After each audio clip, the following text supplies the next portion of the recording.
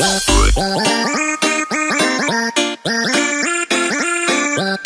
this is none other than Papa Simiyu, the ever smiling boy and the ever funniest boy in the world. And I would like to say that to my viewers, wherever you are, my friends, you have been watching, who have been following me, I would like to say that now have things that you're going to be together. And at the beginning, we have the jokes for Papa Simiyu.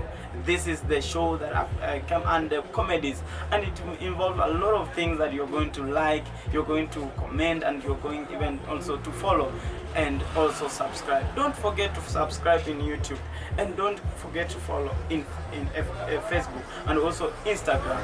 You can find me as Papa Simiyu, and I want to tell you that wherever you are, continue watching. Thank you. Mbele yenu ni Papa Simiyu, tayari kuwaletea shairi lenye mada sitakubali kuchanjwa. Wakubwa kwa wadogo, mmejionea yale yametendeka. Sio jambo la kawaida. Kana kwamba watu wameingia, wametuletea chanjo ambayo hatujui, lakini mimi nimeapa sitakubali kuchanjwa. Mnamo miaka ya 70 Wahindi wekundu waliingia Marekani, wakawaambia ya kwamba wanawachanja kwa sababu ya ugonjwa uliokuwa umetokea.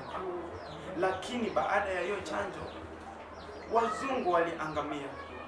Ukienda Marekani sasa inatawaliwa na Wahindi wekundu.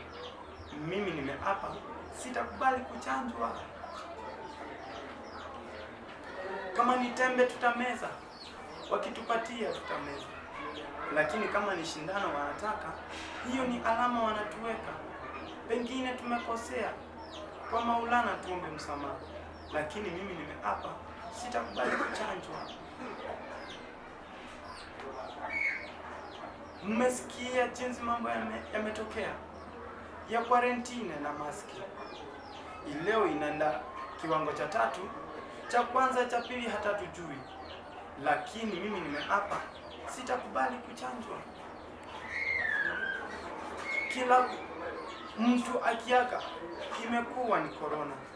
Kila yoyote anayeaga ugonjwa wote ambao unatokea.